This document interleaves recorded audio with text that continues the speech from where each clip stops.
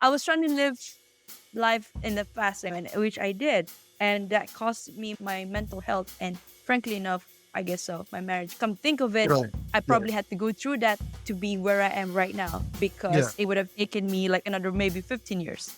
Good afternoon, good day, good evening. I don't know what time you're listening or where you're listening from. It's your boy, your host, Noah Tillman, and you are with me for another episode of Walk in Victory. Speaking of victory, walk. Warning. This is a public service announcement. The Walk in Victory podcast is where we have conversations purpose to evolve lives. You may not want to evolve. Then tune into another bleeping podcast. Everyone else, enjoy the show. And here's our host. Where you listening from? It's your boy, your host, Naran Tillman, and you are with me for another episode of Walk in Victory. Speaking of victory walks, mindset and entrepreneurial pursuit is very, very necessary.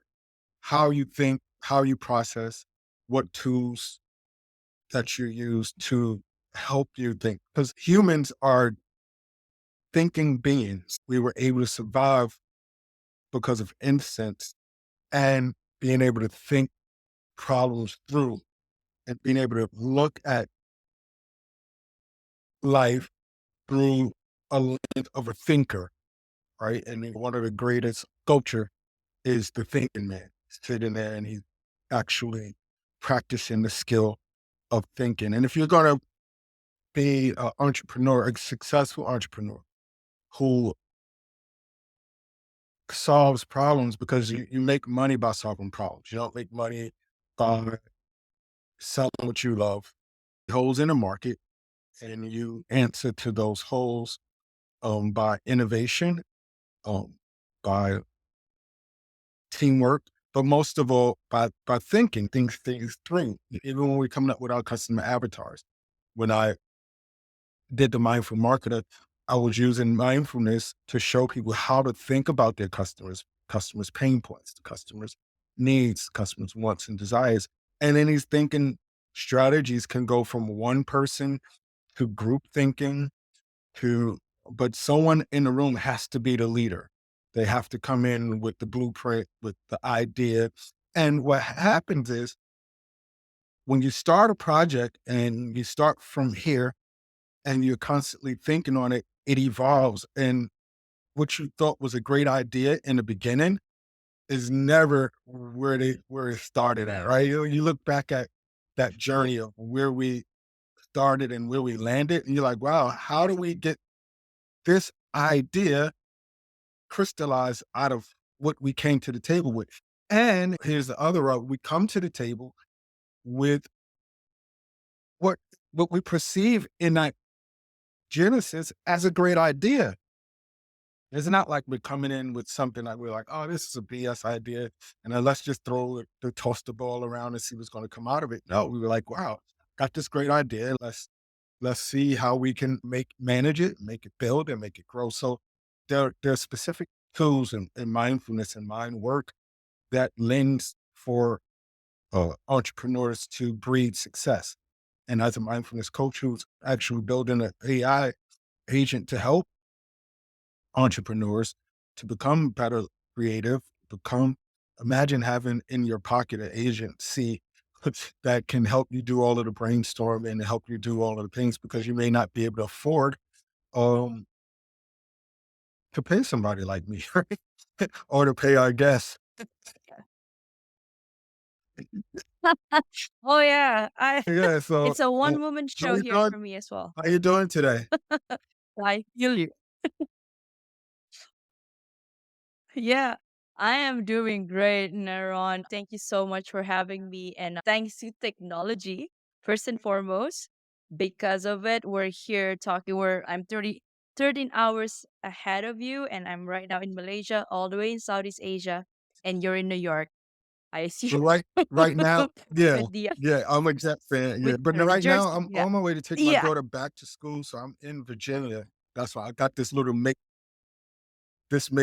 Oh, studio okay. in the hotel that we're staying at. Right. But because work never ends, right? I take my time off when it's necessary, but Yeah. sometimes we don't have that option. And when we're doing interviews and people are scheduling out and trying to figure out how they can etch out talent to be a benefit to our audience, we have to find ways to accommodate that also, right? Yeah, I totally agree because we're connecting and I can tell this you love doing what you love. And for me, me coming on podcast shows because I too am a podcast host myself.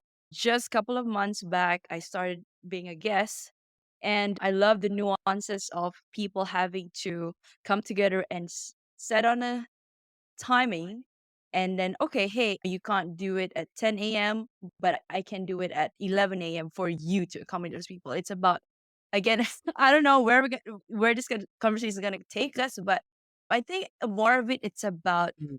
it's not about you, it's about others. So it's about serving. If you can accommodate for them and it's not at the expense of an inconvenience for you, then yeah. But I I just wanna I mean, coming back to what we were talking earlier, when it's 11 p.m. for me, I could go on because this is what I love to do. And a bit of my background, I was an accountant and I just shifted from that 9 to 5 corporate job to having to go through my own spiritual awakening. And that's why when I saw your profile, I was like, ooh, this is interesting. He is integrating entrepreneurship, the growth mindset, as well as mindfulness. So, and AI, and you kept on, you said, you mentioned about AI earlier. I really am excited to what we're going to explore and So when you unravel use the in word this episode service, today. right? And this is not really what we're doing is not for us. Even as entrepreneurs, like we go in an entrepreneur, newbies, we go in thinking about how much money we can make, and it starts off all about us, right? I mean, and then at some point, it's Yes. yeah, yeah, Yes. You got bills to pay. You gotta keep yeah. the lights But on, then somewhere it food flips on the when we table. realize that the more that we serve, then we can pay those bills. We can get those lights. Then we can keep the food on the table because we're building something that's serving someone else and they're willing to invest or pay for that. How was that journey for you moving from a 9 to 5, being in Asia and not only having a financial awakening, but also at the same time experiencing a spiritual awakening? What was going on with you?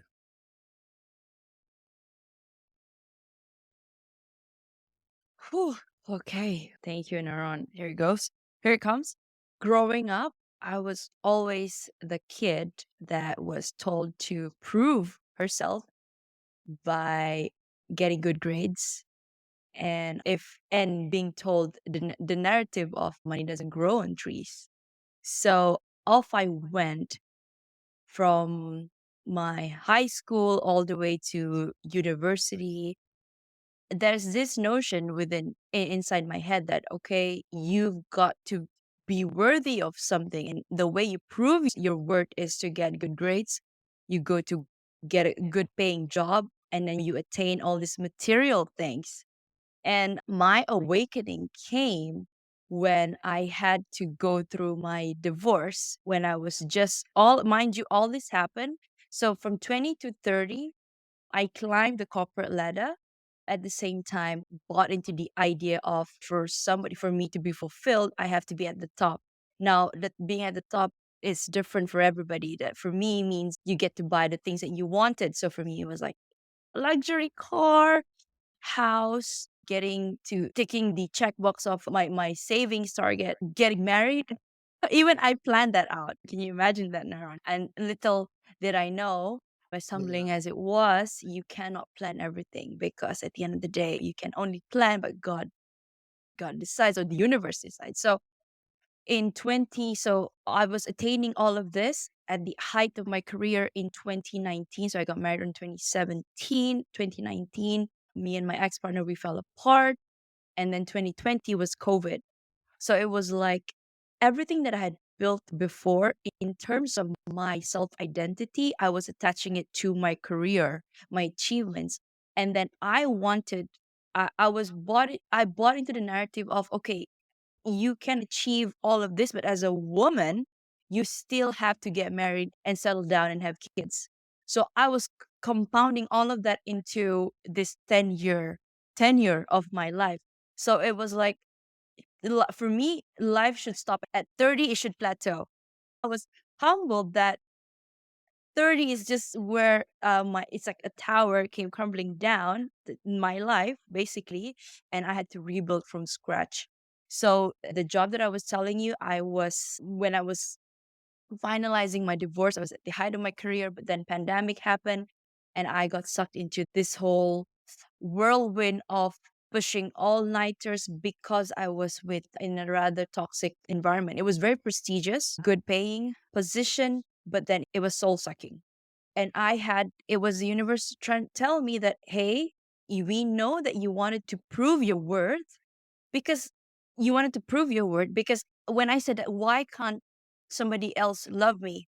My ex partner, like I've given everything for that person, but then in turn, I didn't get everything that I hoped for wasn't reciprocated.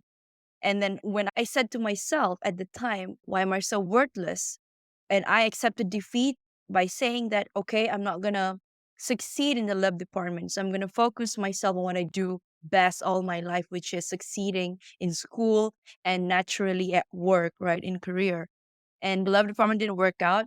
Career didn't work out during COVID as well, because at the time it was like we're saying that you're always chasing something outside of you. When are you going to look within? So I had to take a sabbatical in 2021, and that forced me to really rethink about everything. I didn't even grieve about the loss of my relationship.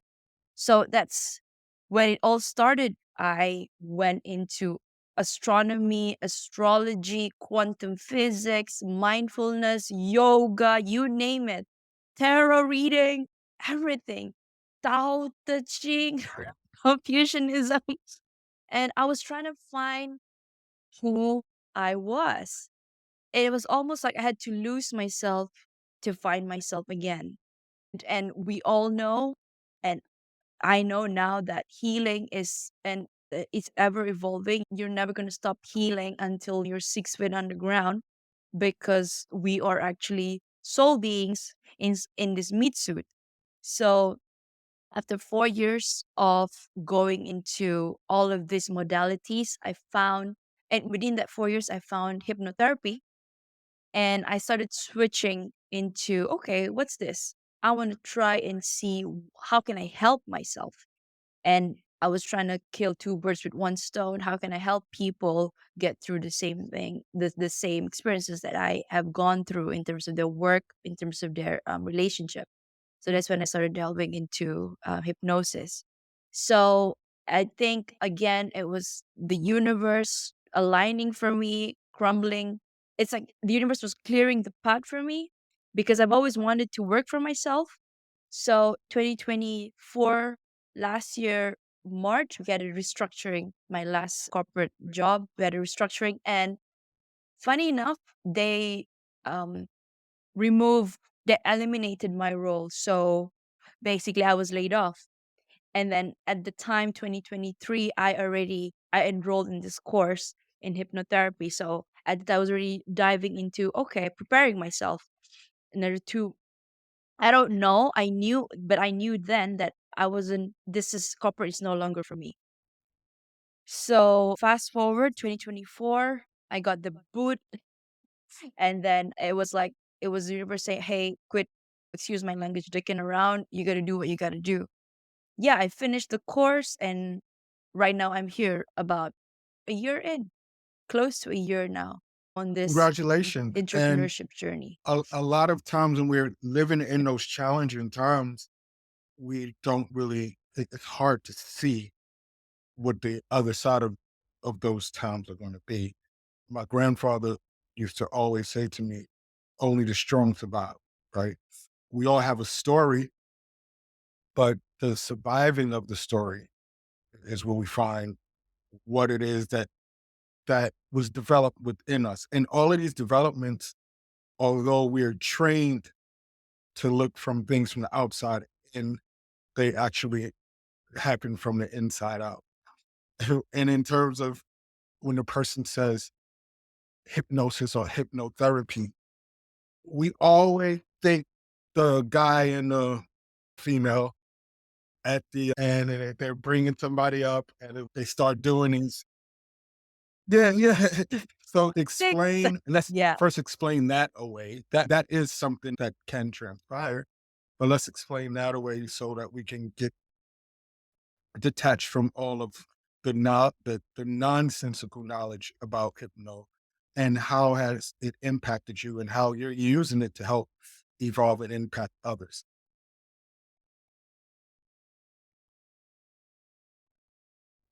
A great question. I love that.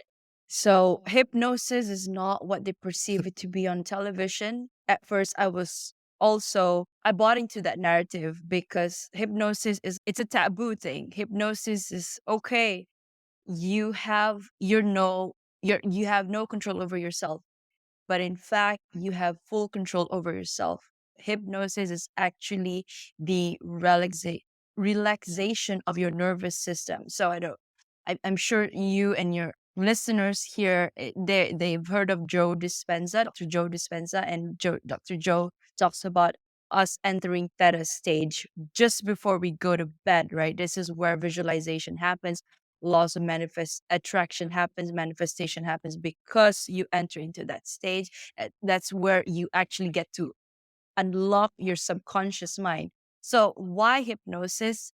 And I'm going to talk a little bit about the work that I do, which is rapid transformational therapy. So rapid transformational therapy is a combination of modalities where it combines mindfulness, neuro linguistic programming, cognitive behavioral therapy, hypnosis, and talk therapy. So all of this combined into one modality where it's rapid. So we go straight. Now, why is it rapid? It's because our mind is made up of two sections, the conscious and the subconscious.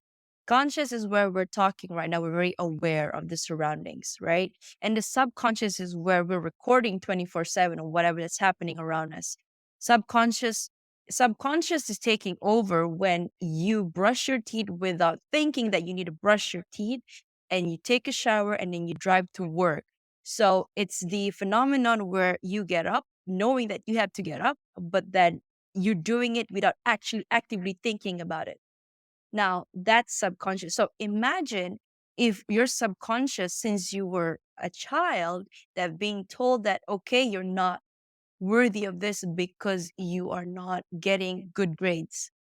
We are not rich because money doesn't grow on trees. So imagine that if that narrative or beliefs have been planted on a kid, I'm just going to take an example like myself.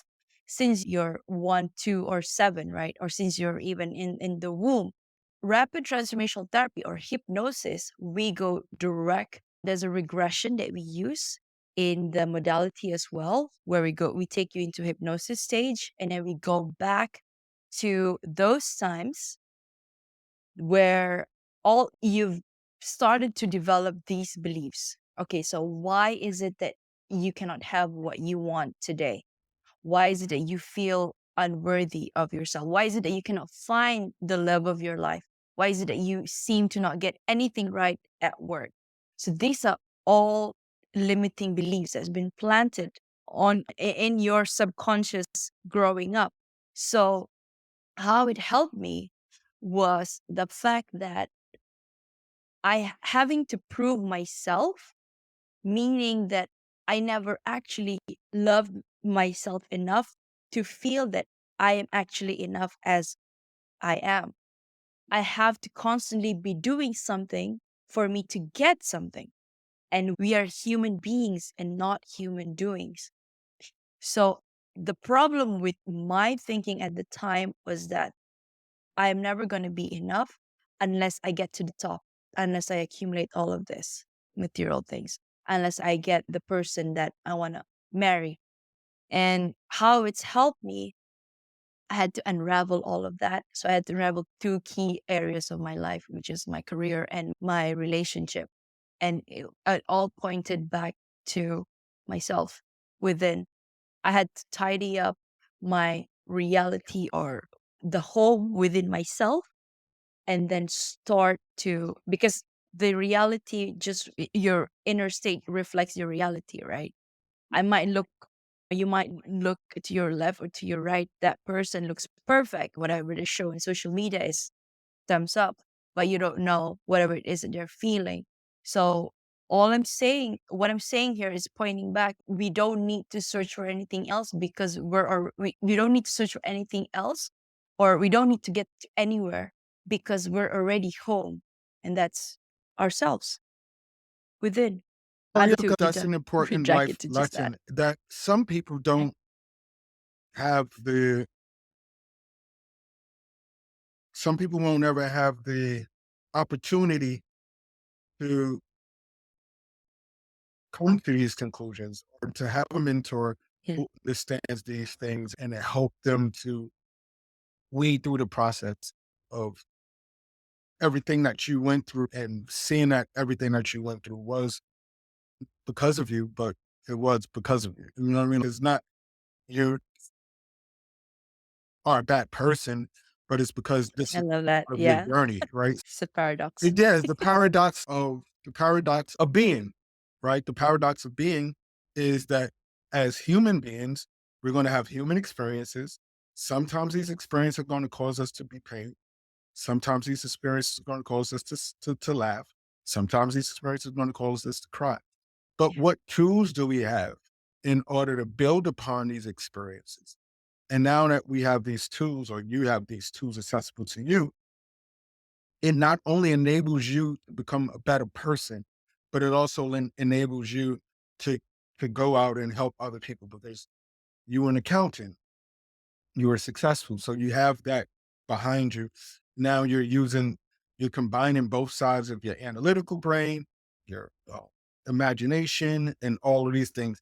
When you're sitting down with your customers and your client base, or you're even podcasting and talking about things that you know, how important is it for you to find that balance between your analytical mind, your imagination, and that accountant mind? I love that question because I too, before transitioning, like I had to sit down with myself and say, okay, Nicolette, this, because somewhat I know Neuron that Mm. I actually envision the life that I want. This life right now since I was a kid, and now it has come to, I have crystallized, I've manifested into reality in this physical being. Now it is up to me to experience that, to take myself through that reality.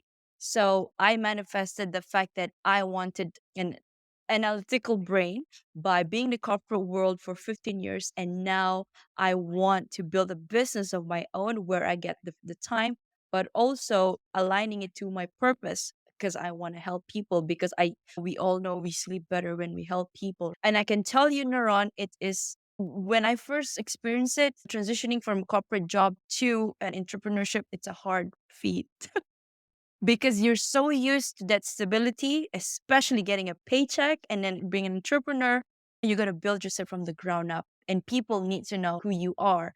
Now, I might be in different industries before transitioning to being an entrepreneur, but still people always peg me, okay, oh, Nicolette, aren't you you're an accountant, right? What are you doing now? It's a 180 switch, right? Not only I had to manage the expectation of others, I also have to reorient my brain and myself, mind, body, and soul that, okay, this is what I'm doing. Now, in the astral or the 4D, I believe and I've consulted with my spirit guides or universe and say, okay, I think this is what I need to do, because I remember very well before I had that spiritual awakening in 2020, I was like, I was giving myself another chance. Okay, let me still try and see if the job it wasn't the job, it was me. So I remember praying to the universe and I said, okay, I need another way out, please. Before accepting this, it's almost like a life purpose. And it gave me a job, yes, but it wasn't to I knew then that I'm never going to succeed, in the sense that the objective is on the line, but I had to take it because of the bills I had to pay. And it gave me about 3 years, 2.5 years for me to get myself prepped up. And then the restructuring came. It was like, okay, you were ready. If you're not moving, we're going to move you. So that happened. And fast forward, here I am. And I can say that the how do I balance?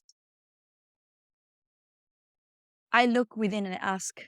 I don't want to sound woo, but I Mm. trust my intuition more than anything right now, because Yeah. at any time I go against it, I always end up in something. Either I had to pay more on a purchase or anything, something would happen had I just gone with my gut feeling. So how do I balance right now and being an entrepreneur and also an accountant? So I at first I give myself time. Now the Mm. thing with me was I didn't love myself enough. Now I didn't understand that when I understood it now. I didn't love myself enough to give me grace, to give me compassion that I actually have time. I didn't need to compress everything into the 10 years to experience everything. So I got married, I got my career, and I got divorced all before 30. I was trying to live life in the fast lane, which I did. And that cost me my mental health. And frankly enough, I guess so, my marriage. Come think of it, Right. I Yeah. probably had to go through that to be where I am right now, Yeah. because it would have taken me like another maybe 15 years. I always say you're always where you need to be. And balancing it means that I needed to give myself grace. I need to give myself compassion. And I had to always remember that I am where I need to be. And meditation plays a big role in my life, following intuition, because everybody has this intuition, but it's up to us whether we choose to listen to it or to ignore it. And right now, what's plaguing people is mental health. It's no longer, yes, physical harm is always going to be physical threats, but it's what's in here. So it's so important to cultivate here, to cut out the weeds and be aware if the weeds are growing. And the weeds could be your vices, you slipping back to your old habits, or you having procrastination, or you having an imposter syndrome. Because, and I'm still human in this, I'm still in 3D plane, and I too have those moments. Not to say that I have finished healing, like I mentioned, but because we're still here on earth on 3D plane, we are going to experience that. Because you mentioned it just now, Naran. For you to experience pure love, you got to experience, as a human being, you got to experience pure sorrow. That's the polarity of it, right? For you to really experience what life is, how grateful you are, you have to be humbled, just like me. At least, just take me as an example. For me to experience that, okay, life actually doesn't end at 30. You can rebuild. There's life after that, or whatever setbacks that you're experiencing at the moment. The key is to be aware. And once you're aware, self awareness is super, very important. And it takes just the okay, once, say for example, very simple example, if you go to any coffee shop and you order the normal coffee that you order, and then one day a new guy spills your coffee or just get you the wrong order, the first reaction would be you getting mad. But then if you're aware, if you're aware of the trigger, then, oh, okay, you're actually elevating a little bit in terms of your consciousness. So it's self-awareness, and that means also that it all encompasses into self-love. And that's how I balance between being an accountant and being an entrepreneur. And also because I'm also a daughter, I'm also a friend, right? And the whole idea of me is how to be holistic in all areas of my life. And we're never gonna have that perfect holistic life, but we're aware that we have all these balls that we're juggling, and it's okay to put them down, one or two of them down until you get yourself back on. Let's say you have 5 balls you're juggling, you can pick them up again after that. You're not Mm. required to juggle all of that all the Yeah, time and because, self-compassion. again, compassion. Self-compassion is key So yeah, to I a don't know if healthy that answered. mindset because we are ambitious, right? And we do want to if it's and if you're an entrepreneur, there has to be a line of competitive nature inside of you, right? Because we're not starting a business to fail, right? Oh yeah. Yes, Oh, nobody gets into anything to fail. But I have this notion of you can fail, you can fail. yes. Often you can, but you can One of you my failing one of forward. the biggest lessons, and I take all of my Yeah. coaching that I've had over the course of time. I take nuggets from all of my teachers. Jason Lieberman, who was my vocal coach, and one of the life lessons that he, when we was talking about singing and performing, like the reason why we're practicing repetition, one, but two, it's not like you're gonna ever sing the song perfectly. But when you have enough tools, it's how you recover when you make a mistake in the song. It's how fast you are able to cover it up. And ain't that you didn't hit that note perfect, but the audience is not experiencing it the same way that you're experiencing it in your head because you say, oh man, that didn't go right. But then how do you pivot and how do you recover? And this is what entrepreneurship is about. It's not just about starting, it's about when those pitfalls come, how do we recover? How do we pivot? And how do we continue to sustain? And those who are going to be in it for the long haul have gone through the dark periods and the dark times, and they've sustained and continued to build and continue to grow. How did you feel when you got your first sale and you started to realize that this dream is now a reality? I can take I can stay up and you move from inspiring to being.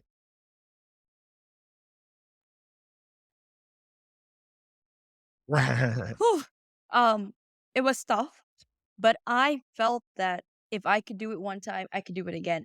At the time, I was fired up, but then to make that second sale, it was actually harder than the first sale because you thought that, okay, you got it all, you nailed everything, but then because you're dealing with people and it's not the same as work. Work, you can have experiences, right? This is where, again, you have to know how to pivot or improvise based on your experiences. So when it was my turn to experience that, I was like, okay, this is exactly what I had envisioned.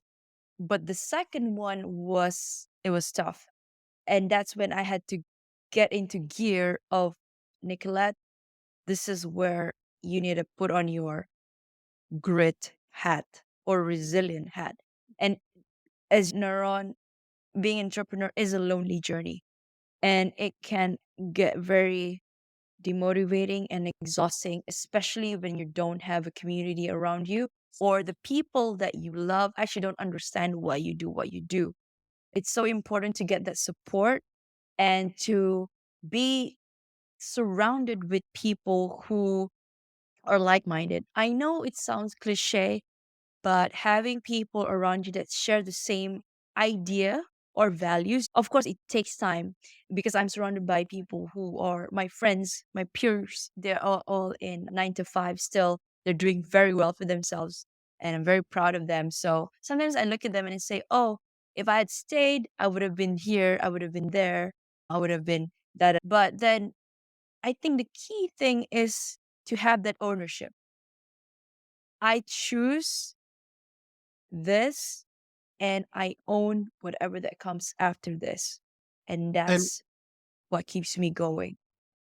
And I'd like to actually credit that to a friend of mine because I remember talking to him because I was just in New York in September and I met him. And then he was like, sometimes I was like questioning, hey, Joey, I don't know if I'm doing. And then we talked for a bit and he said, you know what, Nick, I think the key is to have ownership over your choice. And I was like, that's like when the switch clicked on within me. And I'm like, yeah, you're right. And I it's own this. listen, if Yeah. you're listening and you're trying to be an entrepreneur, and you have all of these things behind you, I'll tell you like I tell people that are training in yoga, mindfulness, or just whatever. When you have a tool, sometimes you get away from it, but you can always go back to it, right? If you are if you're journaling and life gets busy and you put down your journal, instead of beating yourself up and saying, "Oh man, I used to journal and I don't do it no more," just pick up the damn book and the pen and start writing again, because the tool is still there. So all of Yeah. these things that we're talking about, Just, yeah. so because you have this skill as an accountant, you don't lose that because you're starting a business. No, you find a way to integrate it into what you're already doing. Yeah. You find a way, maybe and during tax season, I start a little business, because you're now thinking entrepreneurially, and you're going to look at all of the tools that you have collectively, and you don't throw them away. You say, how can I use them to help me stand out in what it is that I offer? And I think that this is really a good thing that you're doing, Nicolette. I love that. Yeah, it's like expanding my portfolio. And I think the key thing, I just want to add on to that last bit that you mentioned, Neuron, because I think why we beat ourselves up is because number one, we have very high expectations. We are our worst critic. And number two, we worry, especially as an entrepreneur, when we pivot into setting up our own business or practice, we cannot help but to think about what would other people think of me, especially the people around us.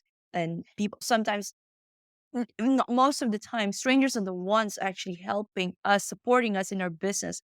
And our family members, sometimes we are frowned upon by them because of this unconventional route that you take. Are you sure that's gonna make money? Are you sure you're gonna bring home the bacon with that choice that you made?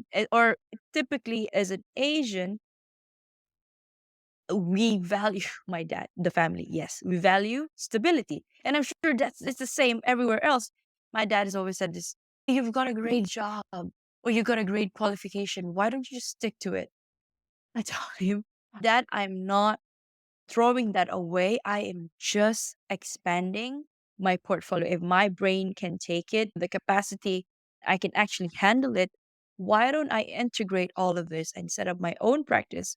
So, what I do now is that I am also advising small businesses for their accounting or tax matters, but as well as podcasting, because actually, podcasting was the impetus of my hypnotherapy before so hypnotherapy first. And at the time I was feeling my self-esteem was like to the ground, like I had zero or negative even. And I said to myself, I knew this was what I'm being called to do, but I just didn't have the confidence to be talking to people. So I said, you know what, if before I go insane, I need to talk to people, because I know I'm not the only one experiencing this. I was gonna go. I think although not clinically diagnosed, but I think I had some short a stint of depressive thoughts because of the loss of my relationship. So with that, I said, you know, what can I do? And my biggest strength is connecting with people, and I've always loved talking as well. Besides having learned the technical side of things, being an accountant, the other side of it is I love talking. So I said, you know what? I'm gonna talk, and it's going to be my training ground for my practice. So I started podcasting first, and then only starting resuming my hypnotherapy. And lo and behold, I think a lot of people were resonating with my messaging in the podcast, because my podcast is called Your Worthless Podcast, because that's actually the narrative of what Mm, I've said to myself for the last 4 years. You're worthless. And people were relating to that. So yeah, and it's something that I don't think I'm going to stop doing. But right now, it's just getting my message out there. talking to people like yourself. I love it. And we all know that podcast is an avenue sometimes. And because an accountant, I had to do what am I risk? I always think about return on investment before I do something, because energy is currency, right? So if I'm investing in something, what am I getting in return? But that if I were to let my ego self put that in my as my driver, that defeats the whole purpose of giving as a service. So I know the impact might not be evident immediately, but I know very well about compounding. You plant the seeds right now and then you harvest it later. I'm planting the seeds at the moment. And then, yeah, based on the law of the universe, it will come back, because it's not just mathematics, not just science. It's spiritual. What you give out, you Well, get there you back. have it, everyone. We have Yeah. conversations to help you evolve, and you don't want to just sit down and have current event conversations that's going to help us stay in the state of feeling worthless sometimes, because when we look around us, there's a lot happening. Uh, but all of Nicolette's information is in the description, and you can go to our website and follow her on social media, subscribe to the podcast, and learn about hypnotherapy. You may be listening to this and this story really resonate with you. Get that clarity call with her, and you'd rather have a coach that's been in your shoes. If you're a female going through a separation and you're feeling like it's over, you've heard someone be very vulnerable about going through that process of building again. And you'll find love again and you'll find peace again, but you just need to have someone to help you with simple laws. We haven't mentioned them, but you heard us talk about the laws of attraction, the laws of polarization, the laws of synchronicity when you're around like-minded people. And you've always heard me say, you entrepreneurs who are budding, you cannot look at your family members as your Facebook friends, your family members as the people that's going to invest in your business. They're going to laugh at you. They're going to tell you that you need to get a real job. They're going to say a lot of things. And then when you're successful, they're going to be like, oh, I knew you could do it all along. How'd you do it? Yeah. How'd you do it? Or Yeah, even the yeah, flip the script I and was say, your biggest I support. knew you're gonna make it. Now, can you tell So me what's just the keep secret grinding sauce? and keep up. But Exactly. most of all, walk in victory. Enjoy the rest of your day. Peace. Thank you. That was Thank you, Neuron.